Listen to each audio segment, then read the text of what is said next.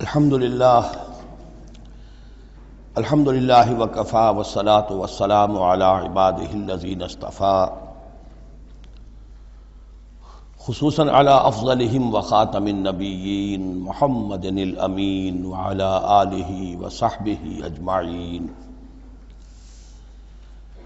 اما بعد فقد قال اللہ تبارک وتعالی کما ورد فی سورۃ النساء اعوذ باللہ من الشیطان الرجیم بسم اللہ الرحمن الرحیم یا ایہا الناس اتقوا ربکم الذی خلقکم من نفس واحدۃ وخلق منها زوجها وبث منہما رجالا کثیرا ونساء واتقوا اللہ الذی تساءلون به والارحام ان اللہ کان علیکم رقیبا صدق اللہ العظیم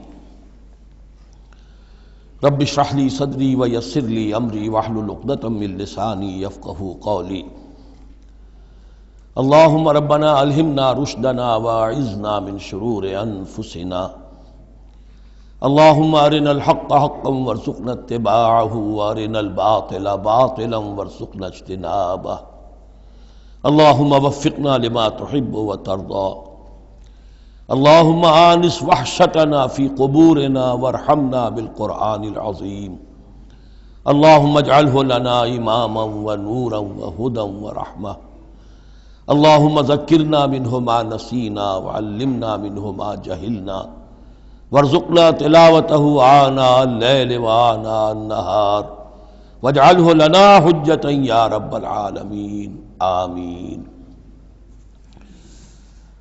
آج ہم اللہ کا نام لے کر سورہ نساء کا ترجمہ اور مختصر تشریح شروع کر رہے ہیں۔ جیسا کہ میں آپ کو بتا چکا ہوں کہ قرآن مجید میں مکی اور مدنی صورتوں کے جو گروپ ہیں ان میں سے پہلا گروپ 5 صورتوں پر مشتمل ہے۔ مکی صورت صرف سورہ فاتحہ ہے، حجم میں بہت چھوٹی، معنی میں، مفہوم میں، عظمت میں، فضیلت میں بہت بڑی۔ اس کے بعد 4 صورتیں جو ہیں وہ مدنی ہیں، بقرہ، نساء، آل عمران اور مائدہ۔ اور یہ جو 4 صورتیں ہیں یہ دو صورتوں کے 2 جوڑوں کی شکل میں ہیں۔ سورۃ البقرہ، سورۃ آل عمران، یہ الزہراوین، خود حضور نے ان کو ایک نام دیا مشترک، اور ان میں جو مناسبتیں ہیں، مشابہت ہیں، وہ تفصیل کے ساتھ ہمارے ترجمے کے دوران سامنے آتے رہی ہیں۔ نسبت زوجیت کس اعتبار سے ہے، ایک دوسرے کی تکمیل کس پہلو سے کرتی ہیں، یہ بات بھی سامنے آئی۔ اب جو 2 صورتیں ہیں یہ سورۃ النساء اور سورۃ المائدہ، یہ جوڑے کی شکل میں ہیں۔ ان میں ایک تو بڑا کنٹراسٹ نظر یہ آئے گا کہ سابقہ 2 صورتوں میں پہلے حروف مقطعات اور دونوں میں پھر قرآن مجید اور کتب سماویہ کی عظمت کا بیان، جبکہ ان دونوں صورتوں میں کوئی تمہیدی اس طرح کی گفتگو نہیں ہے، براہ راست خطاب ہو رہا ہے۔ البتہ یہ فرق ہے وہ نسبت زوجیت کے اعتبار سے کہ سورہ نساء میں خطاب ہے یا ایھا الناس، اے لوگو، خطاب عام ہے، اور سورۃ المائدہ کا آغاز ہوتا ہے یا ایھا الذین آمنوا، وہاں خاص ہے، انسانوں میں سے جو لوگ ایمان کے دعوے دار ہوں۔ باقی جس طرح سورہ بقرہ اور سورہ آل عمران نصفین میں منقسم ہیں، اس طرح کا معاملہ ان دونوں صورتوں کا نہیں ہے۔ اپنے اسلوب کے اعتبار سے یہ دونوں صورتیں سورہ بقرہ کے نصف ثانی کے مشابہ ہیں، یعنی چند مضامین کی لڑیاں چل رہی ہیں لیکن آپس میں اس طرح بٹی ہوئی ہیں، گتھی ہوئی ہیں رسی کی طرح کہ وہ نظر آئیں گی کٹواں، ایک لڑی لال ہے، ایک پیلی ہے، ایک ہری ہے، ایک نیلی ہے، لیکن جب آپ ان کو بٹ دیتے ہیں تو ایک طرف سے دیکھیں گے تو وہ کٹا پھٹا رنگ نظر آئے گا، مسلسل لال نہیں نظر آئے گا، مسلسل پیلا، نہ نیلا نہ ہرا۔ کھول دیں گے تو معلوم ہوگا کہ وہ تو واقعتاً ایک علیحدہ لڑی ہے، ایک نیلی ہے، ایک پیلی ہے۔ تو وہاں تو میں نے سورہ بقرہ میں آپ کو بتایا تھا کہ 4 ڈوریاں ہیں، 2 کا تعلق شریعت سے، شریعت میں 2 لڑیاں ہوئیں، ایک عبادات اور ایک معاملات۔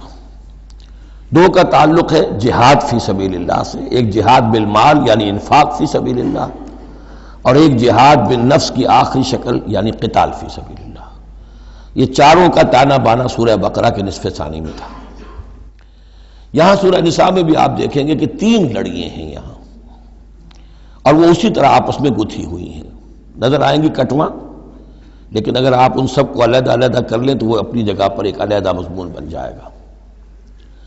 لیکن یہاں پر جو خطاب ہے، ایک لڑی تو وہ ہے کہ جس میں خطاب ہے اہل ایمان سے، اور وہ اسی طریقے سے جیسے سورہ بقرہ میں وہی 4 چیزیں اس میں آئیں گی: قتال، انفاق اور احکام شریعت، عبادات. لیکن دوسرا خطاب ہے اس میں اہل کتاب سے. اس میں یہ کہ نصارہ اور یہود دونوں گڈمڈ ہیں، ملے جلے ہیں. اب اہل کتاب کا معاملہ ہے. پہلی 2 صورتوں میں علیحدہ علیحدہ مسئلہ چل رہا تھا. تیسرے سب سے بڑا حصہ اس سورہ مبارکہ کا وہ ہے جو منافقین سے خطاب پر مشتمل ہے.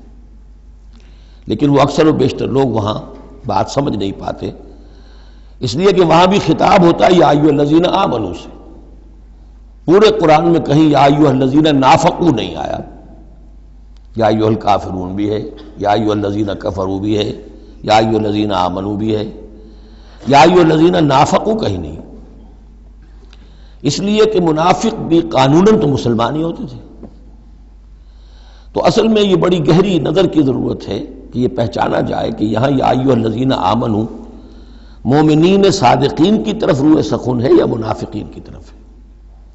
اگر یہ فرق نہ کیا جائے تو بڑی غلط فہمی ہو جاتی ہے بعض مقامات پر. مثلا سورہ توبہ کے بعض مقامات ہیں: یا ایھا الذین آمنوا ما لکم اذا قیل لکم انفروا فی سبیل اللہ ثاقلتم الی الارض. اہل ایمان تمہیں کیا ہو گیا جب تمہیں کہا جاتا ہے اللہ کی راہ میں نکلو تو تم بوجھل ہو جاتے ہو، زمین میں دھنسے جاتے ہو. تو اس سے ایک عام سوء ظن پیدا ہو سکتا ہے کہ شاید یہ عام مسلمانوں کا مسئلہ تھا. یہ عام مسلمانوں کا مسئلہ نہیں تھا، یہ منافقین کا مسئلہ تھا. روح سخن وہاں منافقین کی طرف ہے. مومنین صادقین تو ہر وقت اس کے لیے آمادہ رہتے تھے کھلے دل کے ساتھ کہ واپس نہیں پھیرا کوئی فرمان جنوں کا، تنہا نہیں لوٹی کبھی آواز جرس کی. وہ تو تیار ہر وقت. تو اصل میں یہ دیکھنا ہوتا ہے کہ کس آیت میں رخ کس کی طرف ہے. اس اعتبار سے یہ سورہ مبارک کا اہم ترین ہے. لیکن سورہ بقرہ میں تو پورے میں لفظ نفاق آیا ہی نہیں. یہ حکمت خداوندی ہے کہ اس مرض کو پہلے چھپا کے رکھا ہے، کہ علامات تو بیان کر دی کہ یہ بیماری ہے، تاکہ جو بھی متنبہ ہو جائے وہ اپنے علاج کی طرف متوجہ ہو جائے. لیکن یہ کہ جو لوگ نہیں متوجہ ہوئے، معلوم ہوا کہ اب ان کو تھوڑا سا نمایاں کرنا ضروری ہے، بات قریاں کر کے کرنی پڑے گی. تو سورہ آل عمران میں 1-2 جگہ نفاق کا لفظ آ گیا. لیکن یہاں اب جو سب سے بڑا مضمون ہے سورہ بقرہ میں وہ منافقین کا ہے.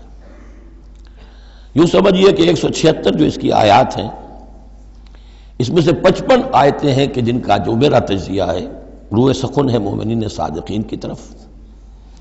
صرف 37 آیات ہیں کہ جن میں خطاب ہے اہل کتاب سے، یہود اور نصارہ سے مشترک طور پر، اور 84 آیات ہیں جن میں خطاب منافقین سے.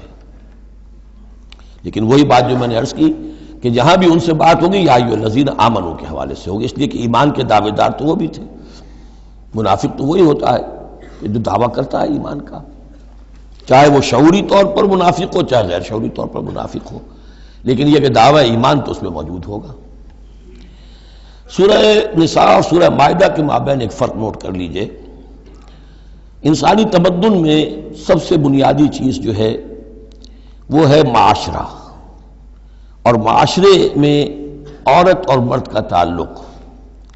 اور نمبر 2، جو معاشرے میں کچھ کمزور طبقات ہوتے ہیں ان کے لحاظ کا خیال، ان کے حقوق کا لحاظ کرنا. یہ مضمون آپ کو ملے گا سورہ نساء میں. آئلی قوانین تفصیل سے آ چکے سورہ بقرہ میں. جو رشتہ جڑتا ہے ایک مرد و ایک عورت کے مابین ازدواج کا، جس سے کہ پھر خاندان وجود میں آتا ہے، تو وہ جو سب سے بنیادی یونٹ ہے معاشرے کا، اس کی جڑ بنیاد کا تو سارا تفصیل سے معاملہ آ چکا ہے سورہ بقرہ میں. سورہ آل عمران اس اعتبار سے منفرد ہے کہ اس میں شریعت کے احکام نہیں ہیں سوائے اس ایک حکم کے جو سود کے بارے میں آیا ہے، لا تاکلوا الربا اضعافا مضاعفا. کوئی اور احکام شریعت جو ہے اس میں نہیں. لیکن یہاں اب آپ کو جو تمدن کی معاشرتی سطح کے اوپر خاص طور پر جو دبے ہوئے پسے ہوئے طبقات تھے اس معاشرے میں، ان کی ایمینسیپیشن، ان کو اوپر اٹھانا، ان کے حقوق کی طرف متوجہ کرنا، یہ آپ کو نظر آئے گا۔ پھر اس معاشرے کے اندر سیکس کا معاملہ، اگر سیکشول انارکی ہو تو تباہی پھیل جائے گی، تو اس میں ابتدائی اقدامات جو ہیں وہ اس صورت کے اندر آئے ہیں۔ سیکس ڈسپلن کیسے امپوز کرنا ہے مسلمانوں تمہیں اپنے معاشرے کے اندر، بے راہ روی سے کیسے ڈیل کرنا ہے۔ تو اس طریقے سے تمدن کی جو بنیادی جو منزل ہے اس پر گفتگو ہو رہی ہے۔ سورہ مائدہ میں جا کر پھر جو تمدن کی بلند ترین منزل ہے ریاست، اور یہ کہ پھر اعلیٰ سطح کے اوپر عدالتی نظام، چوری ڈاکہ وغیرہ کا سد باب، اس کے لیے کیا حدود ہیں، اس کے لیے کیا تعزیرات ہیں، یہ بھی آگے آئیں گی۔ باقی سورہ نساء میں جیسے ہے ویسے ہی سورہ مائدہ میں بھی اہل کتاب سے بھی آخری خطاب ہوگا۔ تو جیسا کہ میں نے عرض کیا تھا کہ یہ پہلا گروپ جو ہے اس میں دو لڑیاں ہیں۔ ایک ہے یہ شریعت کا گروپ ہے، شریعت شروع ہو رہی ہے، بلو پرنٹ اس کا سورہ بقرہ سے، اس کے تکمیلی احکام سورہ مائدہ میں۔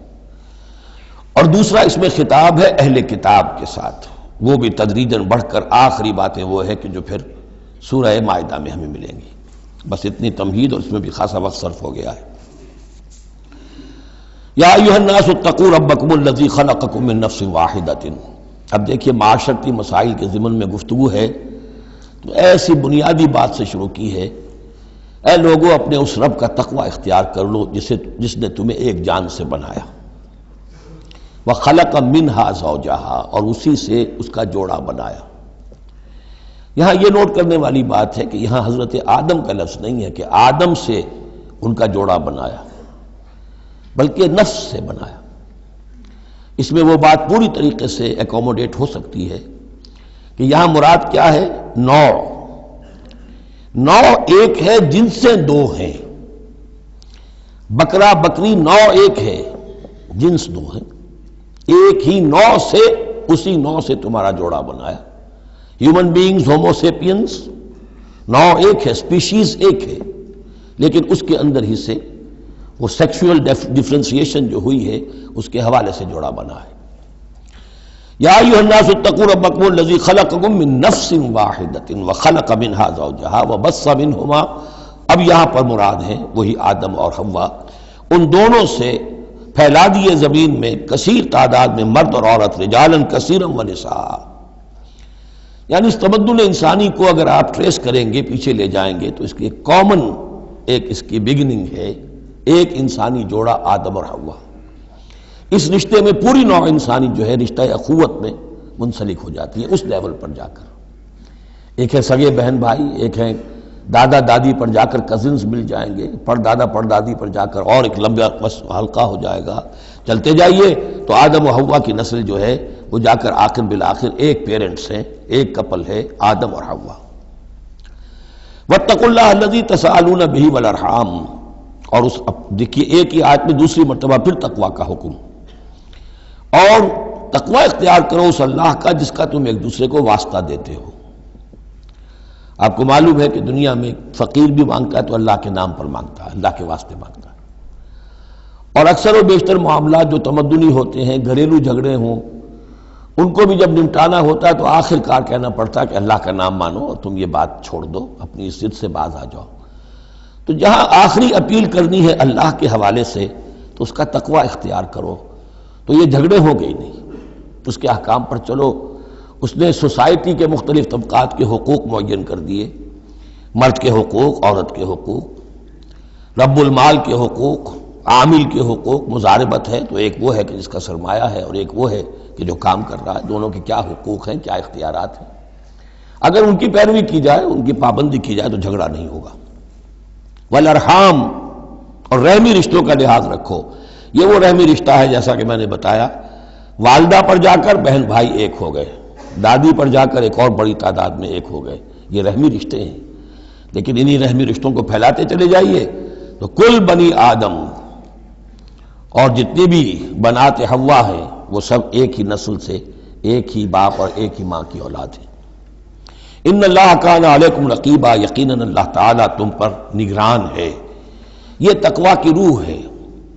اگر یہ خیال رہے کہ میں کسی کی نگاہ میں ہوں، کوئی مجھے دیکھ رہا ہے، میرا ہر عمل اس کی نگاہ میں ہے، چھپا ہوا نہیں ہے، چاہے میں نے سب دروازے بند کر دیے، کھڑکیاں بند کر دیں اور پردے لگا دیے، سب کچھ ہو گیا، لیکن ایک آنکھ سے میں نہیں چھپ سکتا۔ ان اللہ کان علیکم رقیبا، اگر یہ مستحضر رہے تو پھر تقویٰ ہوگا، پھر اللہ کے حکم کی پابندی کی جائے گی۔ اب دیکھیے یہ حکمت نبوت ہے صلی اللہ علیہ وسلم، اس آیت کو حضور نے خطبہ نکاح میں شامل کیا، کیونکہ نکاح کا موقع کیا ہوتا ہے کہ ایک مرد ایک عورت کے درمیان پھر وہی رشتہ ازدواج قائم ہو رہا ہے، آدم کا ایک بیٹا، حوا کی ایک بیٹی، پھر اسی رشتے میں منسلک ہو رہے ہیں جس میں کہ آدم اور حوا تھے، جس طرح ان سے نسل پھیلی ہے اب ان سے آگے نسل بڑھے گی۔ لیکن یہ کہ اس پورے معاشرتی معاملے میں، خاندانی معاملات میں، عائلی معاملات میں، جیسے سورہ بقرہ میں ہم نے دیکھا کتنی مرتبہ واتقوا اللہ واتقوا اللہ واتقوا اللہ، تقویٰ نہیں ہوگا تو پھر خالی قانون جو ہے اس کے اندر وہ تاثیر نہیں ہوا کرتی۔ قانون کو تو تختہ مشق بھی بنایا جا سکتا ہے، ولا تتخذوا آیات اللہ ہزوا، اللہ کی آیات کا ٹھٹا ہی نہ بنا دو، کہ قانون کا تقاضا تو پورا ہو رہا ہے لیکن اس کی جو روح ہے وہ بالکل ختم ہو جاتی ہے۔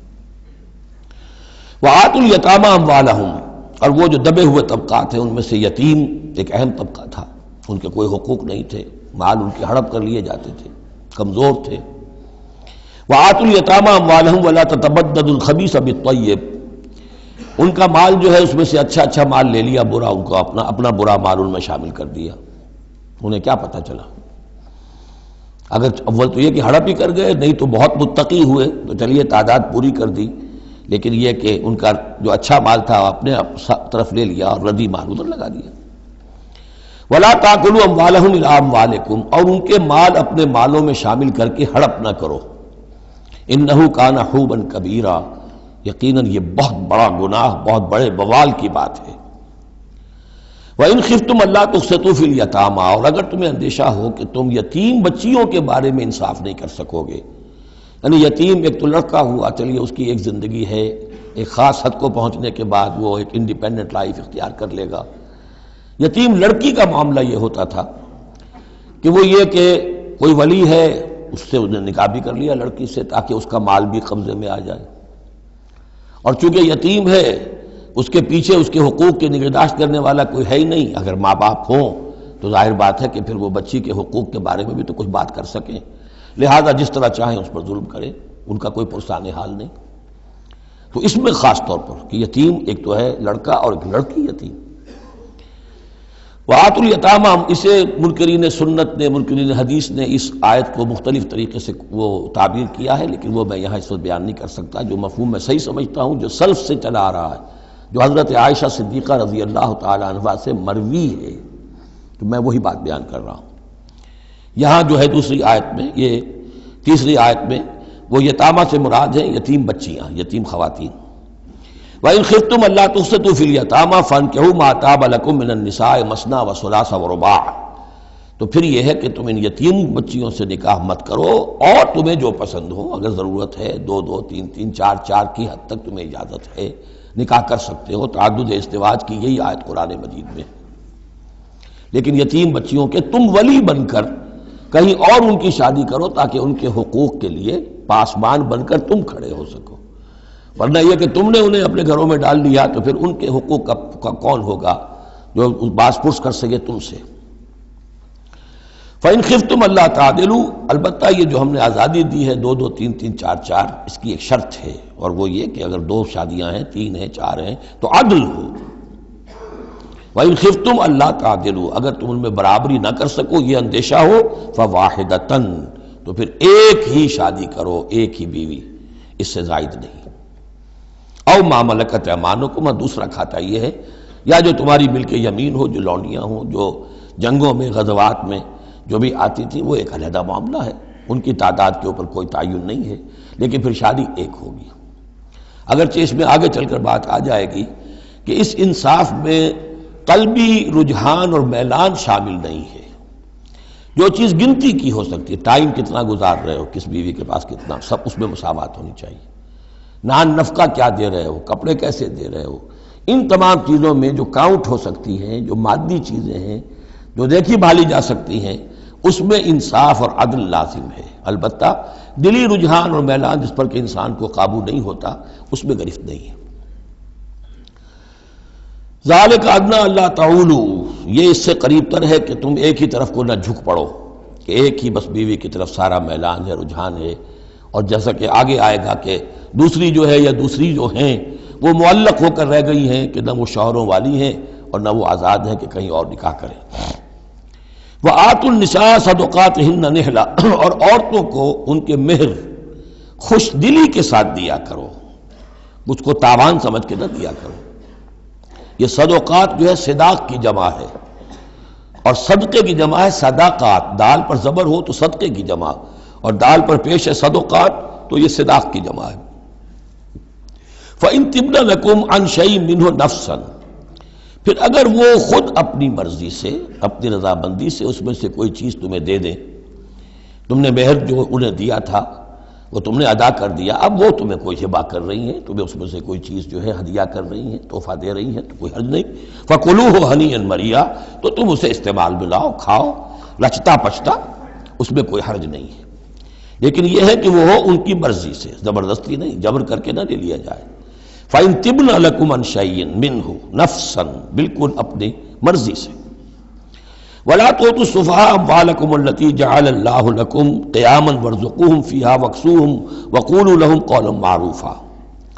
اب ایک معاشرے میں طبقہ ایسا بھی ہوتا ہے سفہاء، بچہ ہے ابھی اس کو سمجھ نہیں ہے، یا آوارہ ہو گیا ہے، باپ مال بہت چھوڑ گیا ہے، اب وہ مال اڑا رہا ہے. تو یہاں پہ تصور دیا گیا کہ اس میں معاشرتی سطح پر روک تھام ہونی چاہیے. یہ نہیں کہ میرا مال ہے میں جیسے خرچ کروں. تو اموالکم کہا گیا، یہ اصل میں ایک معاشرے کی ایک مشترک سی چیز ہے، مشترک بہبود کے لیے ہے. چاہے انفرادی ملکیت ہے لیکن پھر بھی اس معاشرے کی، اس کے اندر مشترک بہبود ہونی چاہیے. مت پکڑا دو ناسمجھوں کو یا بے وقوفوں کے اپنے مال، جن کو اللہ تعالیٰ نے تمہارے لیے دنیا کے گزران کا ذریعہ بنایا ہے. وارزقوہم فیہا، ہاں انہیں رزق دیتے رہو اس میں سے. وکسوہم، کھلاتے رہو پلاتے رہو. وقولوا لہم قولا معروفا، اور ان سے بات کیا کرو البتہ نرم، اچھے انداز میں. یہ اصول تھا جس کے تحت کہ برٹش انڈیا میں کورٹ آف وارز مقرر ہو جاتے تھے کہ اگر کوئی بڑا جاگیردار ہے، کوئی نواب ہے اور وہ فوت ہو گیا، اس کا بیٹا جو ہے آوارہ ہے اور اس کی جو اندیشہ ہے کہ اسے کچھ اڑا دے گا، ختم کر دے گا، تو کورٹ آف وارز ہو جاتا تھا. حکومت جو ہے وہ اس کا چارج لے لیتی تھی، اس کے لیے سالانہ اس میں سے، اس کی آمدنی میں سے وظیفہ ہوتا تھا، اس میں اپنا خرچ کرے. لیکن یہ ہے کہ باقی چیزیں جمع رہتی تھی تاکہ یہ ان کی آئندہ نسل کے کام آ سکے. وابتلوا الیتامی حتی اذا بلغوا النکاح، اور یتیموں کی دیکھ بھال کرتے رہو، جانچ پرکھ کرتے رہو، دیکھتے رہو کہ ان کے اندر کبھی شعور پیدا ہو گیا یا نہیں. فإن آنستم منہم رشدا، تو جب تم دیکھو ان میں کہ اب یہ باشعور ہو گئے ہیں، سمجھدار ہو گئے ہیں، فادفعوا الیہم اموالہم، تو ان کے اموال ان کے حوالے کر دو. ولا تاکلوها اسرافا وبدارا ان یکبروا، اور دیکھو اس مال کو کھانے کی کوشش نہ کرو، ہڑپ نہ کرو جلدی سے، کہ ایسا نہ ہو کہ بچے جوان ہو جائیں تو یہ مال تو دے ہی دینا ہے میں نے، تو اس سے پہلے جتنا بھی اس کو میں کھا جاؤں کھا لوں. ومن کان غنیا فلیستعفف، اگر کوئی جو ولی ہے یتیم کا وہ غنی ہے، اللہ نے اسے خود دے رکھا ہے، کشائش ہے اس کے پاس، تو پھر اسے یتیم کے مال میں سے کچھ بھی لینے کا حق نہیں ہے، پھر اسے یتیم کے مال سے بچتے رہنا چاہیے. ومن کان فقیرا، اور اگر کوئی خود تنگ دست ہے، محتاج ہے، اب ظاہر بات ہے وہ یتیم کی کچھ نگہداشت بھی کر رہا ہے، اس کا کچھ وقت بھی اس پہ صرف ہو رہا ہے، تو فلیاکل بالمعروف، تو معروف طریقے سے بھلے انداز میں، جو کہ معقول انداز ہو، اس میں سے اگر وہ یتیم کے مال میں سے کچھ کھا بھی لے تو کوئی حرج نہیں ہے. اسلام کی تعلیم بڑی فطری ہے، اس کے اندر وہ بندشیں نہیں ہیں کہ جو ان نیچرل ہوں، جن پر عمل کرنا ناممکن ہو جائے. فَإِذَا دَفَعْتُمْ إِلَيْهِمْ أَمْوَالَهُمْ، اور جب تم ان کے مال ان کے حوالے کر دو، فَأَشْهِدُوا عَلَيْهِمْ، تو گواہ بنا لو کہ یہ چیزیں تھیں جو آج کی تاریخ میں میری تحویل میں تھی، آج تک میں نے ان کے حوالے کر دی. وَكَفَى بِاللَّهِ حَسِيبًا، باقی اللہ تعالیٰ کافی ہے حساب لینے کے لیے.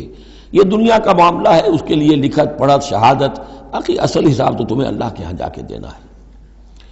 للرجال نصیب مما ترک الوالدان والاقربون، مردوں کے لیے بھی حصہ ہے اس میں سے کہ جو ترکہ چھوڑا ہو، جو وراثت چھوڑی ہو والدین نے اور رشتہ داروں نے. وللنساء نصیب مما ترک الوالدان والاقربون، اور عورتوں کا بھی حصہ ہے اس میں سے جو والدین کی وراثت ہے جو انہوں نے ترک کیا ہے ان کا ترکہ ہے، اور رشتہ داروں کا۔ یہاں پہلی مرتبہ اب عورت کو وراثت کا حق دیا جا رہا ہے، ورنہ عرب کے معاشرے میں عورت کا کوئی حق وراثت نہیں تھا۔ یہاں پہ فرمایا گیا کہ مما قل منہ او کثر، چاہے وہ وراثت تھوڑی ہو چاہے زیادہ ہو، قانون جو ہے اللہ کا اس کو اس کے اوپر پوری طور سے نافذ ہونا چاہیے۔ نصیبا مفروضہ، اور یہ حصہ ہے اللہ کی طرف سے فرض کیا گیا۔ اب میں آپ کو نوٹ کراؤں گا کتنی مرتبہ یہ تاکید ہو رہی ہے اس قانون وراثت کی، اور آپ اگر ساتھ ہی دیکھتے رہیں کہ کتنی دھجیاں اس کی بکھرتی ہیں ہمارے معاشرے کے اندر، کوئی اس کا لحاظ نہیں۔ اور بڑا جو ہمارا خاص طور پر ایک علاقہ ہے کہ جہاں ویسے نماز روزہ بہت ہوتا ہے، وہ بیٹیوں کو کوئی وراثت میں کوئی حصہ دینے کے لیے وہ کسی صورت تیار نہیں ہوتے۔ شریعت کے کچھ چیزیں جو ہیں وہ بہت اہم ہیں، اور شریعت کی یہ چیزیں جو ہیں کس قدر تاکید کے ساتھ آ رہی ہیں، یہ کہتے ہیں یہ رواج کے تحت ہوگا۔ وَإِذَا حَضَرَ الْقِسْمَةَ أُولُو الْقُرْبَى، اور جب وراثت کی ترکے کی تقسیم ہو رہی ہو تو اب اگر وہاں کچھ قرابت دار بھی آ جائیں، والیتامى یتیم بھی آ جائیں، والمساکین کچھ محتاج بھی آ جائیں، فارزقوہم منہ وقولوا لہم قولا معروفا، تو انہیں بھی کچھ دے دلا دو اس میں سے، کیونکہ اس وقت دیکھ رہے ہیں تقسیم ہو رہی ہے، وہ بالکل محتاج ہیں، تو احساس محرومیت جو ہے اس کو کسی نہ کسی درجے میں جو بھی اس کے اندر کچھ ان کی بداوا ہو سکتا ہو کرو۔ وقولوا لہم قولا معروفا، ان سے بات کرو تو بڑے اچھے انداز میں، جھڑکو نہیں کہ یہ ہماری وراثت تقسیم ہو رہی، تم کون آ گئے یہاں پہ۔ وَلْيَخْشَ الَّذِينَ لَوْ تَرَكُوا مِنْ خَلْفِهِمْ، ڈرتے رہنا چاہیے ان لوگوں کو کہ اگر انہوں نے بھی چھوڑے ہوتے اپنے پیچھے ذُرِّيَّةً ضِعَافًا، چھوٹے بچے، اپنی نسل چھوڑ کر اگر وہ گئے ہوتے اور یتیم بچے ہوتے ان کے، خافوا علیہم، تو کیسے کیسے اندیشے ہونے ہوتے اپنے ان بچوں کے بارے میں۔ فَلْيَتَّقُوا اللَّهَ، تو انہیں چاہیے کہ اللہ کا تقوی اختیار کریں کہ یہ یتیم جو اس وقت آ گئے یہ بھی کسی کے بچے ہیں، کوئی ان کا بھی باپ تھا، ان کے سر پر ہاتھ رکھو۔ وَلْيَقُولُوا قَوْلًا سَدِيدًا، اور بڑی صاف اور ستھری اور صحیح اور حق پر مبنی بات کرو۔ ان الذین یاکلون اموال الیتامی ظلما، یقیناً وہ لوگ کہ جو یتیموں کا مال ہڑپ کرتے ہیں ناحق، انما یاکلون فی بطونہم نارا، وہ اپنے پیٹوں میں بھر رہے ہیں آگ، وسیصلون سعیرا، اندر کی آگ تو اپنے پیٹوں میں ڈال رہے ہیں اور سموچے وہ خود آگ میں ڈال دیے جائیں گے۔ تو گویا کہ ایک آگ ان کے اندر ہوگی اور ایک جہنم کی آگ ان کے باہر ہوگی۔ یہ 10 آیتیں بڑی جامع ہیں، اور جس طریقے سے کہ سوسائٹی کے جو پسماندہ طبقات تھے ایک ایک کا خیال کر کے جس باریک بینی سے حکمت کے ساتھ احکام دیے جا رہے ہیں۔ اب اس کے بعد جو رکوع ہے یہ بڑا مختصر ہے، آیتیں 4 ہیں لیکن ایک قیامت مضمر ہے، ان میں یہ اعجاز ہے۔ 4 آیتوں کے اندر اسلام کا پورا قانون وراثت جس پہ پوری جلدیں لکھی گئی ہیں، جامعیت کی انتہا ہے۔ یوصیکم اللہ فی اولادکم، اللہ تعالیٰ تمہیں وصیت کرتا ہے تمہاری اولاد کے بارے میں، للذکر مثل حظ الانثیین، لڑکے کے لیے حصہ ہے 2 لڑکیوں کے برابر۔ فإن كن نساء فوق اثنتین فلہن ثلث ما ترک، اور اگر صرف بیٹیاں ہی بیٹیاں ہوں اور 2 یا 2 سے زائد ہوں تو ان کو 2/3 میں حصہ ملے گا۔ وإن كانت واحدة فلها النصف، اور اگر ایک ہی بیٹی ہے تو اسے آدھا ملے گا۔ ظاہر بات ہے بیٹا ایک ہی وارث ہوگا تو پورے کا وارث ہو جائے گا، تو جب بیٹی کا حصہ بیٹے سے آدھا ہے تو اگر ایک ہی بیٹی ہے تو اسے آدھی وراثت ملے گی، آدھی پھر اور لوگوں کو جائے گی، وہ ایک الگ حصہ ہے، معاملہ ہے۔ وَلِأَبَوَيْهِ لِكُلِّ وَاحِدٍ مِّنْهُمَا السُّدُسُ مِمَّا تَرَكَ إِن كَانَ وَلَدٌ۔ اب یہ وراثت میں ایک تو ہے نیچے وراثت بیٹا بیٹی، اور ایک ہے اوپر والد والدین، جب اب وہ بھی زندہ ہیں، فوت ہوا ہے کوئی شخص، اس کے والدین یا والد یا والدہ دونوں میں سے کوئی ایک زندہ ہے، ان کا بھی حصہ ہے۔ وَلِأَبْوَيْهِ لِكُلِّ وَاحِدٍ مِّنْهُمَا، اس کے والدین کے لیے ہر ایک کے لیے ان میں سے چھٹا حصہ ہے اس کے ترکے میں سے، مما ترک ان کان لہو ولد، اگر اس کی اولاد ہے۔ ایک شخص لاولد مر گیا ہے تو اور بات ہوگی، اولاد ہے تو چھٹا یعنی 1/3 حصہ والدین کو چلا گیا، 2/3 جو ہے اولاد میں تقسیم ہوگا۔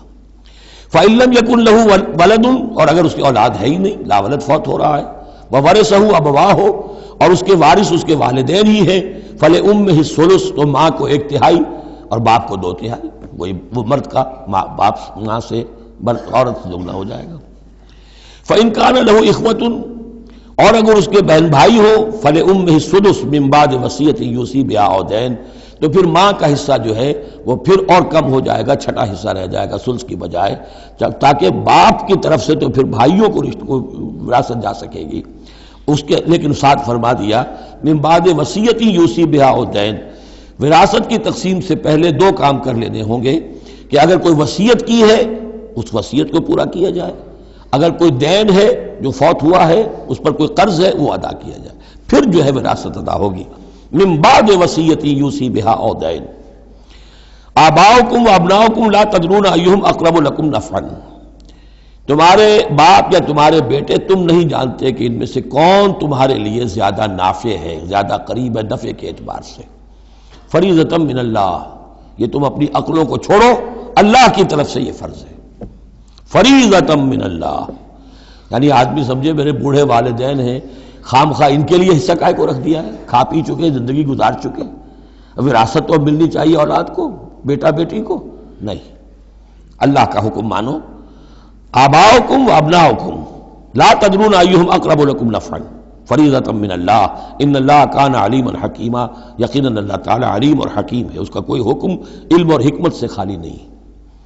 وَلَكُمْ نِصْفُ مَا تَرَكَ أَزْوَاجُكُمْ إِن لَّمْ يَكُن لَّهُنَّ وَلَدٌ، اور تمہارا حصہ تمہاری بیویوں کے ترکے میں سے آدھا ہے اگر ان کے کوئی اولاد نہ ہو، بیوی فوت ہو رہی ہے اور اس کے کوئی اولاد نہیں ہے تو جو کچھ چھوڑ رہی ہے اس میں سے نصف جو ہے شوہر کا ہو جائے گا، باقی نصف جو ہے وہ بیوی کے بھائیوں وغیرہ کو جائے گا، لیکن شوہر کا نصف ہو گیا۔ فَإِن كَانَ لَهُنَّ وَلَدٌ، اور اگر اس کے اولاد ہے فَلَكُمُ الرُّبُعُ مِمَّا تَرَكْنَا، پھر تمہارے لیے چوتھائی حصہ ہوگا اس میں کہ جو اس نے چھوڑا ہے، باقی تین چوتھائی اس کی اولاد میں تقسیم ہو جائے گا۔ من بعد وصیۃ یوصین بہا او دین، اور یہ بھی ہوگا وصیت کی ایگزیکیوشن کے بعد، اور اگر کوئی قرض ہے تو اس کی ادائیگی کے بعد۔ وَلَهُنَّ الرُّبُعُ مِمَّا تَرَكْتُمْ، اور جو کچھ تم چھوڑو، مرد شوہر فوت ہو گیا ہے تو اس کی وراثت میں سے بیویوں کا حصہ ہے چوتھا، ان لم یکن لکم ولد، اگر تمہارے کو اولاد نہیں ہے۔ فَإِن كَانَ لَكُمْ وَلَدٌ، اور اگر تمہارے اولاد ہے فَلَهُنَّ الثُّمُنُ مِمَّا تَرَكْتُمْ مِن بَعْدِ وَصِيَّةٍ تُوصُونَ بِهَا أَوْ دَيْنٍ، تو پھر تو ان کے لیے آٹھواں حصہ ہے۔ اگر تمہارے لیے اولاد ہے تو تمہاری بیوی کے لیے پھر آٹھواں حصہ ہے تمہارے ترکے میں سے، من بعد وصیۃ توصون بہا او دین، اس وصیت کو تکمیل کے بعد جو تم نے کی ہو یا قرض جو تمہارے ذمہ ہو ادا کرنے کے بعد۔ وَإِن كَانَ رَجُلٌ يُورَثُ كَلَالَةً، اور اگر کوئی شخص جس کی وراثت جو ہے تقسیم ہو رہی ہے کلالہ تھا، او امراتن، یا کوئی عورت بھی کلالہ ہو سکتی ہے۔ یہ کلالہ کون ہوتی ہے؟ جس کے نہ تو والدین ہو نہ اولاد ہو، میت ہے، فوت شدہ مرد ہے یا عورت ہے، تو جو نہ تو ہے اوپر والدین میں سے کوئی اور نہ کوئی اولاد میں سے، وہ اس کو کلالہ کہتے ہیں۔ بہن بھائی ہیں، اب بہن بھائیوں میں جو تقسیم ہوگی وہ ایک تقسیم تو وہی ہے کہ جو حقیقی اور عینی اور اللاتی بہن بھائیوں میں ہوتی ہے، وہ تو ہے اسی طرح جیسے کہ اولاد کی ہے، لیکن یہاں خاص حکم دیا جا رہا ہے۔ عربوں میں اصل میں تین قسم کے بہن بھائی ہوتے تھے، ایک عینی وہ ہے، باپ بھی وہی ہے مشترک، ماں بھی وہی ہے، جنہیں ہم حقیقی کہتے ہیں، ہمارے ہاں حقیقی بھائی، حقیقی بہن، یعنی والدین دونوں مشترک ہیں۔ اللاتی کہ باپ ایک ہے اور مائیں جدا ہیں، لیکن عرب میں ان میں کوئی فرق نہیں تھا، وہ بھی حقیقی کہلاتے تھے۔ حکم جو ہے معاشرے کے اندر ان کے عینی اور اللاتی بہن بھائیوں کا ایک ہی تھا، کوئی فرق نہیں تھا۔ ان کے ہاں سوتیلا وہ کہلاتا تھا کہ ماں ایک ہو باپ اور ہوں۔ ایک شخص کی اولاد تھی، وہ فوت ہو گیا، اب اس کی بیوی نے دوسری شادی کر لی ہے، اب اس سے بھی اولاد ہے، تو ماں تو ایک ہے، اولاد دو ہیں، دو باپ سے ہیں، وہ کہلاتے ہیں کہ جو اخیافی ہیں۔ ان کا حکم دے رہا ہے کہ اگر کوئی شخص مرا ہے وہ کلالہ ہے، چاہے وہ مرد ہے یا عورت ہے، وَلَهُ أَخٌ أَوْ أُخْتٌ، اس کی ایک بہن ہے یا ایک بھائی ہے، فَلِكُلِّ وَاحِدٍ مِّنْهُمَا السُّدُسُ، تو ان میں سے ہر ایک کے لیے چھٹا حصہ ہے۔ فَإِن كَانُوا أَكْثَرَ مِنْ ذَلِكَ، اور اگر وہ اس سے زیادہ ہیں، فَهُمْ شُرَكَاءُ فِي الثُّلُثِ، پھر وہ ایک تہائی میں حصے دار رہیں گے، من بعد وصیۃ یوصی بہا او دین، یہی دو شرطیں پھر ہیں، اس وصیت کو ایگزیکیوٹ کرنے کے بعد جو کی گئی ہو یا قرض کی ادائیگی کے بعد، غیر مضار، اور یہ سارا کام ایسے ہونا چاہیے کہ کسی کو ضرر پہنچانے کی نیت نہ ہو۔ وصیۃ من اللہ، یہ اللہ کی طرف سے تاکید ہے. واللہ علیم حلیم، اللہ تعالیٰ سب کچھ جاننے والا کمال حلم والا ہے. اس کے حلم پر دھوکہ نہ کھاؤ کہ وہ تمہیں پکڑ نہیں رہا ہے. اس کی پکڑ جب آئے گی تو ان بطش ربک لشدید، پھر اس کی پکڑ بڑی سخت ہوگی. تلک حدود اللہ، یہ اللہ کے حدود ہیں. ومن یطع اللہ ورسولہ یدخلہ جنات تجری من تحتہا الانہار، جو اللہ اور اس کے رسول کی اطاعت کرے گا وہ داخل کرے گا انہیں ان باغات میں جن کے دامن میں ندیاں بہتی ہوں گی، خالدین فیہا، جس میں وہ ہمیشہ ہمیشہ رہیں گے. وذالک الفوز العظیم، اور یقیناً یہ بہت بڑی کامیابی ہے. ومن یعص اللہ ورسولہ ویتعدی حدودہ، اور جو کوئی نافرمانی کرے اللہ اور اس کے رسول کی اور تجاوز کرے اس کی حدود سے، یدخلہ نارا خالدا فیہا، اس کو وہ داخل کرے گا آگ میں جس میں وہ ہمیشہ ہمیشہ رہیں گے. وَلَهُ عذاب مہین، اور ان کے لیے عذاب مہین ہوگا، اہانت آمیز عذاب. اب جو میں نے عرض کیا تھا سیکس ڈسپلن، اسلامی معاشرے کی اب تطہیر شروع ہو رہی ہے. مکے میں تو ظاہر بات ہے مسلمان جب تک تھے تو غلبہ وہاں کفار کا تھا. اب یہاں مدینے میں اللہ نے مسلمانوں کو وہ حیثیت دی ہے کہ اپنے معاملات کو سنوارنا شروع کریں. تو ایک ایک کر کے ان معاشرتی چیزوں کو اور ان سوشل پرابلمز کو ڈیل کیا جا رہا ہے. اب اگر کوئی سیکشول انارکی ہے، کوئی بدکاری معاشرے میں ہے، کیا کیا جائے، کیسے روک تھام ہو، اس کے ابتدائی احکام یہ آ رہے ہیں. اس کے تکمیلی احکام جو ہے وہ سورہ نور میں آئیں گے چل کر.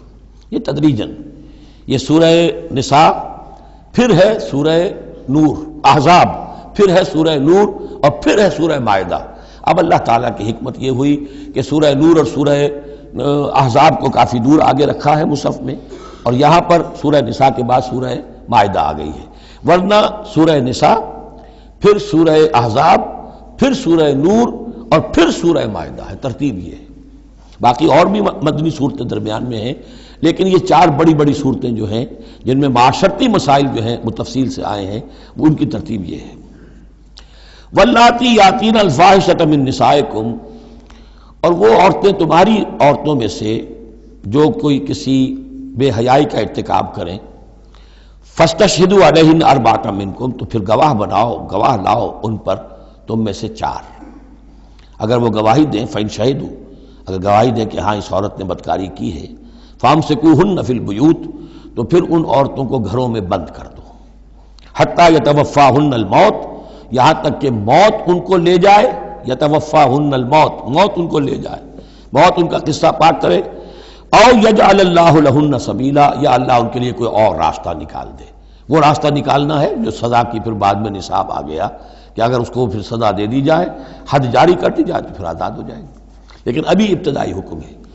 معلوم ہوتا ہے کہ یہ ایسی لڑکیوں کا یا عورتوں کا تذکرہ ہے کہ جو مسلمانوں میں سے تھیں لیکن ان کا بدکاری کا معاملہ کسی یہودی سے ہو گیا ہو یا کسی ایسے شخص سے ہو گیا ہو جو ابھی مسلمان نہیں ہے. تو یہ ان کا یک طرفہ کہ ہے وہ کوئی مسلمان لڑکی یا خاتون جس کا معاملہ ہے، لیکن دوسرا جو پہلو ہے، دوسرا جو اس عمل کا جو شریک ہے وہ غیر مسلم ہے. واللذان یاتیانہا منکم، اور اگر وہ دونوں تمہیں میں سے ہوں، مرد بھی اور عورت بھی، فآذوہما، تو ان دونوں کو پھر اذیت دو، تکلیف دو، انہیں سزا دو. فإن تابا واصلحا، پھر اگر وہ توبہ کر لیں اور اصلاح کر لیں، فاعرضوا عنہما، تو ان کو چھوڑ دو. ان اللہ کان توابا رحیما، یقیناً اللہ تعالیٰ بہت توبہ کا قبول فرمانے والا اور رحیم ہے. یہ بالکل ابتدائی احکام ہیں، اسی لیے ان کی وضاحت میں تفسیروں میں آپ کو بہت سے اقوال مل جائیں گے، اس لیے کہ اصل میں تو یہ پھر آخر میں جا کر یہ سب منسوخ شمار ہوں گے جبکہ حدود آ گئی پوری کی پوری. جیسے کہ وصیت کا وہ حکم جو سورہ بقرہ میں آیا تھا وہ اب ساقط ہو گیا جبکہ قانون وراثت آ گیا. اب وہ آیت آئی ہے کہ جو بہت بڑی حکمت کی آیت ہے، جس کا حوالہ اس سے پہلے بھی میں نے کبھی دیا ہے. انما التوبۃ علی اللہ للذین یعملون السوء بجہالۃ، اللہ کے ذمے ہے توبہ قبول کرنا ایسے لوگوں کی جو کوئی برا حرکت کر بیٹھتے ہیں جہالت اور نادانی میں. ثم یتوبون من قریب، پھر فوراً توبہ کرتے ہیں. یعنی اگر ایمان اندر ہے تو کسی وقت ایسا تو ہو گیا کہ کوئی خارجی اثرات اتنے پوٹنٹ ہو گئے یا نفس کے اندر ہیجان ایسا ہو گیا کہ آدمی کنٹرول نہیں کر سکا، لیکن جیسے ہی اس کے بعد ہوش میں آئے گا اس پر شدید پچھتاوا، شدید ندامت طاری ہو جائے گی. تو اس کے لیے یہ کہ وہ توبہ کرے تو اللہ تعالیٰ اس کی توبہ قبول فرمائے گا. فَأُولَٰئِكَ يَتُوبُ اللَّهُ عَلَيْهِمْ، تو اللہ تعالیٰ ایسے لوگوں کی توبہ قبول فرمائے گا. وَكَانَ اللَّهُ عَلِيمًا حَكِيمًا، اللہ تعالیٰ علیم اور حکیم ہے. وَلَيْسَتِ التَّوْبَةُ لِلَّذِينَ يَعْمَلُونَ السَّيِّئَاتِ، ایسے لوگوں کا کوئی حق نہیں ہے توبہ کا کہ جو اپنی برائی حرکتیں کرتے رہیں، حرام خوریاں کرتے رہیں، زندگی بھر عیش لڑاتے رہیں. وَلَلَّذِينَ يَمُوتُونَ حَتَّىٰ إِذَا حَضَرَ أَحَدَهُمُ الْمَوْتُ قَالَ إِنِّي تُبْتُ الْآنَ، یہاں تک کہ جب موت کا وقت آ جائے تو کہیں کہ اب میں توبہ کرتا ہوں. یہ توبہ نہیں ہے. وَلَلَّذِينَ يَمُوتُونَ وَهُمْ كُفَّارٌ، اسی پر قیاس کر لیجیے جو مر بھی گئے کفر کی حالت میں، ان کی توبہ کا کوئی سوال ہی نہیں. اولئک اعتدنا لهم عذابا الیما، ایسے لوگوں کے لیے تو ہم نے دردناک عذاب تیار کر رکھا ہے.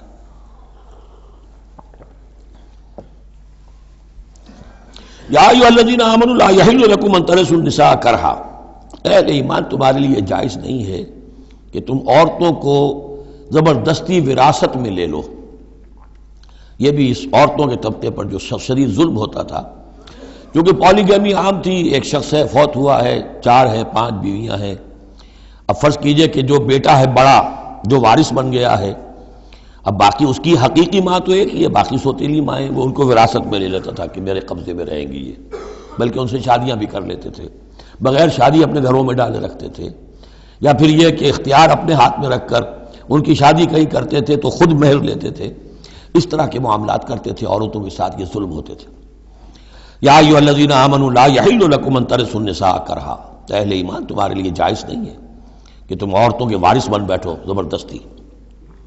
ولا تعضلوہن لتذهبوا ببعض ما آتیتموہن، اور نہ تمہارے لیے یہ جائز ہے کہ تم ان کا راستہ روک کے رکھو انہیں، تاکہ تم واپس لے لو ان سے جو کچھ کہ تم نے انہیں دیا ہے. اب نکاح کیا تھا اس وقت تو بڑے چاؤ تھے اور لاڈ تھے اور کیا کیا دے دیا تھا، اور اب جو ہے اس سے وہ واپس ہتھیانے کے لیے طرح طرح کے ہتھ کنڈے استعمال ہو رہے ہیں. انہیں تنگ کیا جا رہا ہے، ٹارچر کیا جا رہا ہے، ذہنی طور پر تکلیف پہنچائی جا رہی. الا یاتین بفاحشۃ مبینہ، ہاں اگر کسی سے صریح جو ہے حرام کاری کا فعل سرزد ہو گیا، اس پر کچھ زیادتی کی جائے، اسے کچھ سزا دی جائے، جیسے کہ اوپر آ چکا ہے فعذوہما، اس وقت تو اجازت ہے. اس کے بغیر جو ہے کسی کے اوپر زیادتی کرنا، خاص طور پر اگر نیت یہ ہے کہ میں اس سے اپنا مہر واپس لے لوں. وعاشروہن بالمعروف، دیکھو عورتوں کے ساتھ معاشرت اختیار کرو، رہو سہو معروف طریقے پر، بھلے طریقے پر، اچھے طریقے پر، نیکی اور راستی کے ساتھ. فَإِن كَرِهْتُمُوهُنَّ فَعَسَىٰ أَن تَكْرَهُوا شَيْئًا وَيَجْعَلُ اللَّهُ فِيهِ خَيْرًا كَثِيرًا، تو اور اگر تمہیں کسی وجہ سے اب وہ ناپسند ہو گئی ہے، انہیں پسند نہیں کرتے تم، تو ہو سکتا ہے کہ کسی شے کو تم ناپسند کرو، درا حال ہے کہ اللہ نے اسی میں تمہارے لیے خیر کثیر رکھ دیا. پتہ نہیں ایک عورت جو ہے کسی ایک اعتبار سے آپ کے دل سے اتر گئی ہے، طبیعت کا میلان نہیں رہا ہے، اس میں اور کون کون سی خوبیاں ہیں، کس اعتبار سے آپ کے لیے وہ خیر کا ذریعہ بنتی ہے، تو اللہ کے حوالے کرو اس معاملے کو، لیکن ان کے ساتھ رکھو معاشرت صحیح، ان کے حقوق ادا کرتے ہوئے. ہاں اگر معاملہ ایسا ہو گیا ہے کہ ساتھ رہنا ممکن نہیں ہے تو طلاق کا راستہ کھلا ہے. شریعت اسلامی نے اس میں کوئی تنگی نہیں رکھی ہے. یہ کرسچینٹی کی طرح کا کوئی غیر معقول نظام نہیں ہے کہ طلاق ہو ہی نہیں سکتی. وہاں یہ ہے کہ طلاق کا راستہ کھلا ہے. وَإِنْ أَرَدْتُمْ اسْتِبْدَالَ زَوْجٍ مَكَانَ زَوْجٍ، اور اگر تم نے فیصلہ ہی کر لیا ہو کہ ایک بیوی کی جگہ کوئی دوسری بیوی لانی ہے، وَآتَيْتُمْ إِحْدَاهُنَّ قِنْطَارًا، اور ان میں سے کسی ایک کو تم نے ڈھیروں مال دیا ہو، فَلَا تَأْخُذُوهُ مِنْهُ شَيْئًا فَلَا تَأْخُذُوا مِنْهُ شَيْئًا، اس میں سے کوئی شے واپس نہیں لے سکتے. جو مہر دیا تھا وہ ان کا ہے، اب اس میں سے کچھ واپس نہیں لے سکتے. أَتَأْخُذُونَهُ بُهْتَانًا وَإِثْمًا مُبِينًا، کیا تم لوگے وہ مہر واپس ان سے ناحق اور صریح گناہ کے طور پر؟ وَكَيْفَ تَأْخُذُونَهُ، کچھ عقل کے ناخن لو، کچھ شعور اور کچھ شرافت کا ثبوت دو، کیسے ان سے وہ مال تم واپس لینا چاہتے ہو؟ وَقَدْ أَفْضَىٰ بَعْضُكُمْ إِلَىٰ بَعْضٍ، جبکہ تم ایک دوسرے سے مل چکے ہو، تمہارے مابین انتہائی قریبی رشتہ جو بھی ہو سکتا ہے دنیا کا وہ قائم ہو چکا ہے. وَأَخَذْنَ مِنْكُمْ مِيثَاقًا غَلِيظًا، اور وہ تم سے بہت گہرا قول و قرار لے چکی تھی. اب قول و قرار ہوتا ہے نکاح کے وقت، اس میں ذمہ داری لیتا ہے مرد، کوئی ایک وہ بھی ایک کانٹریکٹ ہے. وَلَا تَنكِحُوا مَا نَكَحَ آبَاؤُكُم مِّنَ النِّسَاءِ إِلَّا مَا قَدْ سَلَفَ، اور جو تمہاری والد، جو تمہارے آباؤ نے، تمہارے باپوں نے جن سے نکاح کیا ہو ان سے تم نکاح مت کرو. جو میں نے کہا تھا نا کہ جو سوتیلی مائیں ہوتی تھیں ان کو وہ اپنے نکاح کر کے گھر میں ڈال لیا یا بغیر نکاح کے ڈال لیا.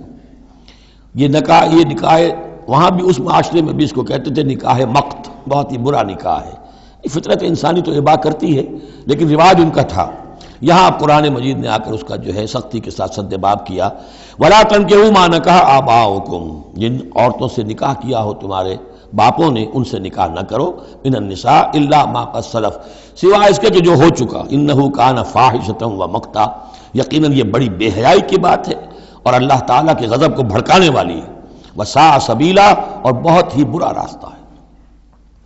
اب یہ طویل آیت آ رہی ہے جس میں محرمات ابدیہ کا بیان ہے کہ کن رشتوں میں نکاح کا معاملہ نہیں ہو سکتا. ایک مرد کن کن اپنی خواتین رشتہ داروں سے شادی نہیں کر سکتا. حرمت علیکم امہاتکم، حرام کر دی گئی تم پر تمہاری مائیں. نمبر 1. وبناتکم، تمہاری بیٹیاں. واخواتکم، اور تمہاری بہنیں. وعماتکم، اور تمہاری پھوپھیاں. وخالاتکم، اور تمہاری خالائیں. وبنات الاخ، اور بھائی کی بیٹیاں یعنی بھتیجیاں. وبنات الاخت، اور بہن کی بیٹیاں یعنی بھانجیاں. وامہاتکم اللاتی ارضعنکم، اور تمہاری وہ مائیں جنہوں نے تمہیں دودھ پلایا ہے. واخواتکم من الرضاعۃ، اور تمہاری دودھ پلانے والیوں کی بیٹیاں کہ جو تمہارے اب بہن بن گئی ہیں رضاعی. وامہات نسائکم، اور تمہاری بیویوں کی مائیں یعنی ساس جن کو ہم کہتے ہیں خوش دامن. وربائکم اللاتی فی حجورکم، اور اگر وہ کہ جو ربیبہ ہوں جو تمہارے ہاں پلی بڑھی ہوں. من نسائکم اللاتی دخلتم بہن، ربیبہ ربیب اس کو کہتے ہیں کہ ایک عورت کے پہلے کوئی اولاد تھی، آپ نے ان سے شادی کی ہے تو وہ اولاد بھی ساتھ لے آئی ہے. اب وہ آپ کی بیٹے بیٹیاں ہی ہو گئی آپ کی، لیکن وہ آپ کے حقیقی بیٹے بیٹیاں نہیں، ربیب کہلاتے، ربیب اور ربیبہ. تو وہ ربیب اور ربیبہ بھی حرام ہیں اگر اس جو ماں ہے اس کے ساتھ مقاربت کی ہو. اگر اس کے ساتھ تعلق زن و شہ ہوا ہے تو پھر وہ ربیبہ جو ہے بچی جو آئی تھی اس کے ساتھ وہ بھی حرام ہو گئی. لیکن اگر کسی وجہ سے بغیر اس کے کہ ان کے ساتھ کوئی جنسی تعلق ہو طلاق ہو جائے تو پھر اس ربیبہ کے ساتھ نکاح ہو سکتا ہے. وَرَبَائِبُكُمُ اللَّاتِي فِي حُجُورِكُم مِّن نِّسَائِكُمُ اللَّاتِي دَخَلْتُم بِهِنَّ، جن سے تم نے صحبت کی ہو ان کی جو بیٹیاں ہیں سابقہ شوہروں سے وہ حرام ہیں. فَإِن لَّمْ تَكُونُوا دَخَلْتُم بِهِنَّ، اور اگر تم نے ان سے صحبت نہ کی ہو فَلَا جُنَاحَ عَلَيْكُمْ، تو پھر کوئی حرج نہیں ہے. وَحَلَائِلُ أَبْنَائِكُمْ، اور تمہارے بیٹوں کی عورتیں یعنی بیٹوں کی بیویاں، بہو جن کو ہم کہتے ہیں تمہاری بہویں. الَّذِينَ مِنْ أَصْلَابِكُمْ، لیکن بیٹے وہ جو تمہارے اپنے صلب سے ہوں، اپنے صلبی بیٹے، منہ بولے بیٹے کا معاملہ نہیں ہے. وَأَن تَجْمَعُوا بَيْنَ الْأُخْتَيْنِ، اور یہ بھی تم پر حرام کیا گیا ہمیشہ کے لیے کہ بیک وقت دو بہنوں کو جمع کرو ایک نکاح میں. الا ما قد سلف، سوائے اس کے کہ جو ہو چکا. ان اللہ کان غفور الرحیم، یقیناً اللہ غفور الرحیم. جو ہو گیا پہلے کا، اس کو تو گڑھے مردے اکھاڑے نہیں جا سکتے، لیکن آئندہ کے لیے یہ محرمات ابدیہ ہیں. اس میں حضور نے اضافہ کیا ہے کہ دو بہنوں کو بھی ایک وقت نکاح میں نہیں رکھ سکتے، اسی طرح خالہ بھانجی کو بھی نکاح میں نہیں رکھ سکتے، اور پھپھی بھتیجی کو بھی نکاح میں نہیں رکھ سکتے. یہ محرمات ابدیہ ہیں کہ جن کے ساتھ کسی حال میں کسی وقت شادی نہیں ہو سکتی. اب ہے وہ محرمات جو عارضی ہیں. والمحصنات من النساء، وہ عورتیں جو کسی اور کے نکاح میں ہیں. اب یہ اس وجہ سے کہ وہ اس کے نکاح میں ہیں آپ پر حرام ہے. ہاں اگر وہ طلاق دے دے پھر آپ شادی کر سکیں گے اس سے، لیکن یہ کہ اس کے اوپر جو حرمت ہے اس کی وہ حرمت ابدی اس نوع کی نہیں ہے جو اس آیت میں جو بیانات ہوئی، بلکہ یہ کہ وہ تو کسی اور کے نکاح میں ہونے کی. محصنات، حصن کہتے ہیں قلعے کو، جو قلعے میں ہیں، پہلے ہی ایک خاندان کے قلعے کے اندر ہیں وہ اور شوہر والیاں ہیں. الا ما ملکت ایمانکم، سوائے یہ کہ ان میں سے کوئی تمہارے ہاں کنیز بن کر آ جائے. اب ظاہر بات ہے جنگ ہوئی ہے، وہ عورتیں جو ہیں مشرک مردوں کی بیویاں ہیں، وہ لونڈیاں بن کے آ گئی ہیں، تو اگرچہ وہ بیویاں ہیں مشرکوں کی، محصنات ہیں اس معنی میں، لیکن وہ لونڈی کی حیثیت سے آپ کے لیے جائز ہوں گی. کتاب اللہ علیکم، یہ اللہ کی کتاب ہے، حکم ہے، فرض ہے تمہارے اوپر. وَإِلَّا لَكُمْ مَا وَرَاءَ ذَلِكُمْ، اب اس کے علاوہ تمہارے لیے تمام عورتیں حلال ہیں. تو آپ نے دیکھا کہ کتنی تھوڑی سی تعداد میں عورتیں ہوئیں کہ جن سے نکاح حرام ہوا، باقی کثیر تعداد. یعنی مباحات کا دائرہ بہت وسیع ہے، محرمات کا دائرہ بہت محدود ہے. ان تبتغوا باموالکم، لیکن یہ کہ اس کے لیے نکاح ہوگا مہر دے کر، اموال کے ساتھ تم اس میں نکاح کرو. محسنین، نیت ہو گھر میں بسانے کی، قلعے میں لانے کی، غیر مسافہین، صرف مستی نکالنے کی نہیں، یعنی یہ جو ہے اس کو ایک کھیل اور ہابی نہ بنا لو، گھر میں آباد کرنے کی نیت ہو، اس سے شادی کی جائے۔ فَمَسْتَمْتَعْتُمْ بِهِ مِنْهُنَّ فَآتُوهُنَّ أُجُورَهُنَّ، تو جو بھی تم نے ان سے استفادہ کیا ہے تو انہیں ان کے مہر جو ہے مقرر ہوئے ہیں فریضۃً، وہ دو۔ وَلَا جُنَاحَ عَلَيْكُمْ فِي مَا تَرَاضَيْتُمْ بِهِ مِنْ بَعْدِ الْفَرِيضَةِ، اس میں کوئی حرج نہیں ہے کہ کسی مہر کے مقرر ہونے کے بعد اگر باہمی رضامندی سے اس میں کوئی کمی بیشی ہو جائے۔ ان اللہ کان علیما حکیما، یقیناً اللہ تعالی علیم ہے اور حکیم ہے۔ وَمَن لَّمْ يَسْتَطِعْ مِنكُمْ طَوْلًا أَن يَنكِحَ الْمُحْصَنَاتِ الْمُؤْمِنَاتِ، اور جو کوئی تم میں سے اتنی استطاعت نہ رکھتا ہو، مقدرت نہ رکھتا ہو کہ مومن محسنہ عورتوں سے شادی کر سکے۔ اب محسن دو معنی میں آتا ہے، ایک خاندانی لڑکی، شریف لڑکی، خاندانی آزاد گھرانے کی کہ اسے گھر کا قلعہ حاصل ہے، اور ایک شادی شدہ عورت کے جو ایک شوہر کے قلعے کے اندر ہے۔ ایک ہے خاندان کا قلعہ، خاندان کی پروٹیکشن حاصل ہے، سپورٹ حاصل ہے، تو وہ عورت جو ہے وہ محسنہ ہے۔ اسی طرح وہ عورت کے جو شوہر کے گھر میں ہے، ایک قلعے میں ہے، اس کے گھر میں ہے، اس کی حفاظت میں ہے، وہ بھی محسنہ ہے۔ پہلے تھا وہ دوسری معنی میں یعنی شادی شدہ، یہاں مراد ہے شریف زادیاں، آزاد مسلمان عورتیں۔ اب ظاہر بات ہے آزاد مسلمان عورتوں کا تو مہر ادا کرنا پڑے گا، اس حوالے سے اب کوئی بیچارہ مفلس ہے، نہیں دے سکتا ہے تو کیا کرے۔ وَمَن لَّمْ يَسْتَطِعْ مِنكُمْ طَوْلًا أَن يَنكِحَ الْمُحْصَنَاتِ الْمُؤْمِنَاتِ فَمِمَّا مَلَكَتْ أَيْمَانُكُمْ، تو جو لونیاں ہیں ان سے نکاح کر لو، من فتياتكم المؤمنات، جو تمہاری مومن جو لونڈیاں ہوں، فانکحوا واللہ اعلم بایمانکم، باقی یہ کہ کون مومن ہے اور نہیں ہے یہ اللہ بہتر جانتا ہے۔ مراد یہ ہے کہ جو بھی قانونی اعتبار سے مسلمان ہیں، جس کے تم ایک دوسرے کو مسلمان سمجھتے ہو، بعضکم من بعض، تم سب ایک دوسرے ہی میں سے ہو، فانکحوہن باذن اہلہن، تو ان سے تم نکاح کرو ان کے مالکوں کی اجازت سے۔ اب ظاہر بات ہے وہ لونڈی ہے زید کی، تو زید اس سے جنسی تعلق قائم کر سکتا ہے، لیکن یہاں اب ایک شخص اس سے اجازت لے رہا ہے کہ میں آپ کی اس لونڈی سے نکاح کرنا چاہتا ہوں۔ اگر اجازت دے دی اب زید کا تعلق منقطع ہو جائے گا، اب وہ اس لونڈی اس کی اس اعتبار سے اس کے کام میں نہیں آ سکتی، بلکہ وہ اب منقوہ ہو جائے گی ایک مسلمان کی، اس لیے باذن اہلہن۔ اور اس میں پیش نظر رکھیے کہ ایک معاشرہ تھا، بالفعل یہ شکلیں تھیں، یہ نہیں کہا جا رہا یہ شکلیں پیدا کرو۔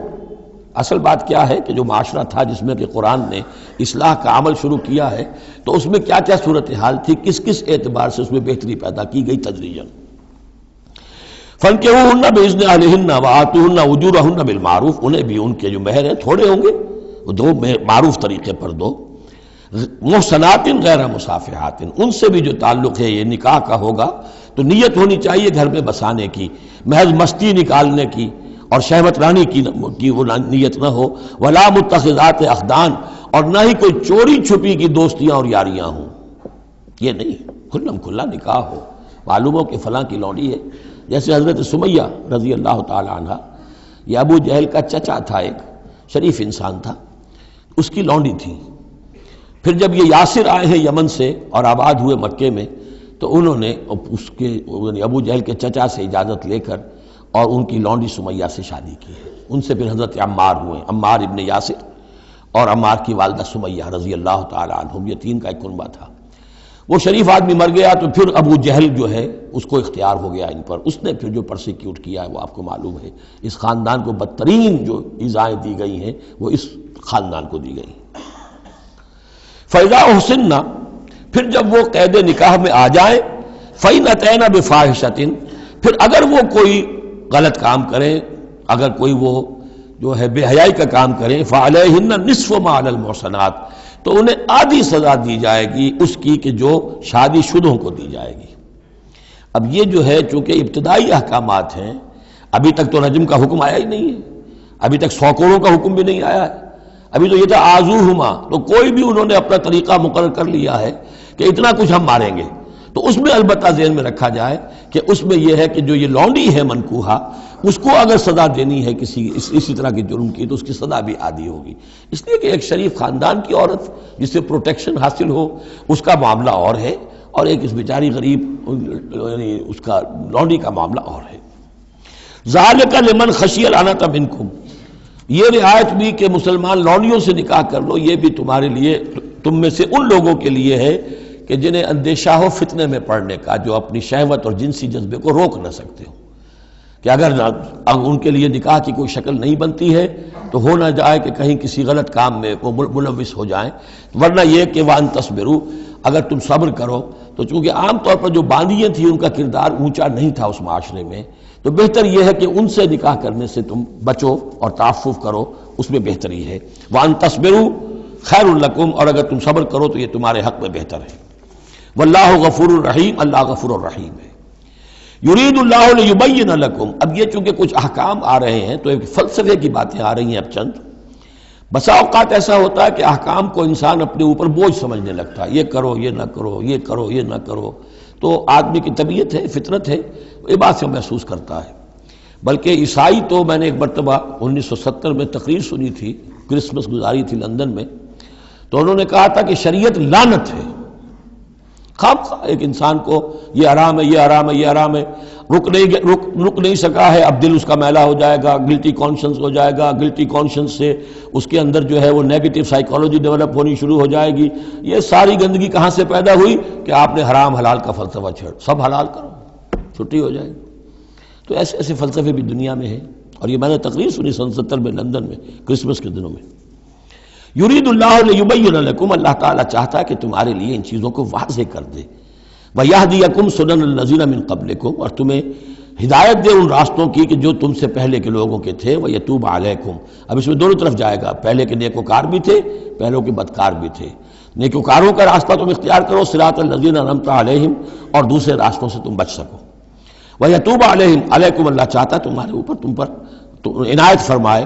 واللہ علیم الحکیم، اللہ تعالیٰ سب کچھ جاننے والا، کمال حکمت والا ہے۔ واللہ یرید ان یتوب علیکم، دوبارہ پھر وہی، اللہ چاہتا ہے تم پر مہربانی فرمائے۔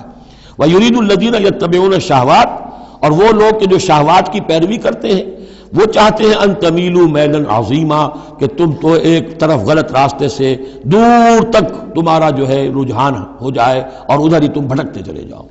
آج جو بھی ہے عورت کی آزادی کی بنیاد پر، ایمانسیپیشن کی بنیاد پر، یہ ساری چیزیں جو ہو رہا ہے، ویمن لب ہے، یہ سب کا سب در حقیقت ان حدود اور قیود کو توڑ کر، اور سارا یہ جنسی جو ہے انارکی پھیلانے کی ایک سازش ہے جو دنیا میں چل رہی ہے۔ یرید اللہ ان یخفف عنکم، تم یہ نہ سمجھو کہ بوجھ ڈال رہا اللہ تم پر، اللہ تم پر تخفیف چاہتا ہے۔ جب تم ان چیزوں پر عمل نہیں کرو گے، معاشرے میں بدگمانیاں پھیلیں گی، فساد ہوگا، گندگیاں ہوں گی، جھگڑے ہوں گے، بدگمانیاں ہوں گی، یہ سارا کچھ ہوگا، تو اللہ تو تمہارے لیے آسانی چاہتا ہے۔ وَخُلِقَ الْإِنسَانُ ضَعِيفًا، اور انسان پیدا کیا گیا ہے کمزور، اس کے اندر کمزوری کے پہلو بھی ہے۔ جہاں بہت اونچا پہلو ہے، روح ربانی پھونکی گئی ہے، وہاں یہ نفس بھی تو اس کے اندر ہے، اور اس کے اندر جو ہے ضعف کے پہلو موجود ہیں۔ یا ایھا الذین آمنوا لا تاکلوا اموالکم بینکم بالباطل، اہل ایمان اپنے مال آپس میں باطل طریقے سے ہڑپ نہ کرو، الا ان تکون تجارتا عن تراض، سوائے اس کے کہ تجارت ہو تراض منکم، تمہاری باہمی رضامندی سے۔ یہ جوتا ہے 200 روپے کا ہے، آپ کو منظور ہے 200 دیجئے، جوتا لے لیجئے، یہ آپ کی باہمی رضامندی سے سودا ہے، وہ ہو گیا۔ لیکن یہ کہ اس سیدھے سادے اور صحیح اور طریقے پر، ایک ظاہر بات ہے کچھ نہ کچھ تو آپ نے نفع اس میں سے کمایا ہے، آپ نے محنت کی ہے، کہیں سے لائے ہیں، سٹور کیا ہے، دکان کا کرایہ دیا ہے، لیکن اس کو وہ گرج نہیں کرے گا۔ لیکن جھوٹ بول رہے ہیں، خدا کی قسم کھا رہے ہیں کہ میں نے تو اتنے کر لیا، اب یہ ہو گیا، تم آپ نے اپنی ساری محنت بھی ضائع کی اور آپ نے حرام کما لیا۔ اور یا کوئی اور طریقے ہیں، مال ہڑپ کر رہے ہیں، دھوکہ دے رہے ہیں۔ یا ایھا الذین آمنوا لا تاکلوا اموالکم بینکم بالباطل الا ان تکون تجارتا عن تراض منکم ولا تقتلوا انفسکم، اور نہ اپنے آپ کو قتل کرو، یعنی ایک دوسرے کو قتل کرو۔ تمدن کی جڑ دو چیزوں پر ہے، احترام جان، احترام مال۔ میرے لیے آپ کا مال محترم ہے، آپ کی جان محترم ہے، میں اسے کوئی غضب نہ پہنچاؤں۔ آپ کے لیے میرا مال، میری جان، میرا جسم محترم ہے، اسے کوئی غضب نہ پہنچائے۔ اگر تو یہ جنٹل مین ایگریمنٹ ہمارا چلتا ہے تب تو ہم ایک معاشرے میں رہ سکتے ہیں، ایک ملک میں رہ سکتے ہیں، اور اس میں اطمینان ہوگا، سکون ہوگا، چین ہوگا۔ اور جہاں یہ دونوں احترام ختم ہو گئے، جان کا نہ مال کا، تو ظاہر بات ہے کہ پھر وہاں سکون کہاں سے آئے گا، اطمینان کہاں سے آئے گا، چین کہاں سے آئے گا۔ وَلَا تَقْتُلُوا أَنفُسَكُمْ إِنَّ اللَّهَ كَانَ بِكُمْ رَحِيمًا، یقیناً اللہ تعالی تم پر بہت ہی مہربان ہے۔ وَمَن يَفْعَلْ ذَلِكَ عُدْوَانًا وَظُلْمًا، اور جو کوئی بھی یہ کام کرے گا، دو کام، چوری اور دھوکہ اور قتل نفس، ظلمًا اور عدوانًا تعدی کے ساتھ، ظلم کے ساتھ، فَسَوْفَ نُصْلِيهِ نَارًا، تو اسے تو ہم جھونک دیں گے آگ میں، وَكَانَ ذَلِكَ عَلَى اللَّهِ يَسِيرًا، اور یہ چیز اللہ پر بہت آسان ہے۔ یہ نہ سمجھنا کہ کیا اللہ تعالیٰ تمام نوع انسانی کو جہنم میں جھونک دے گا، یہ اللہ کے لیے بہت آسان ہے۔ بارک اللہ لی و لکم فی القرآن العظیم ونفعنی و ایاکم بالآیات والذکر الحکیم۔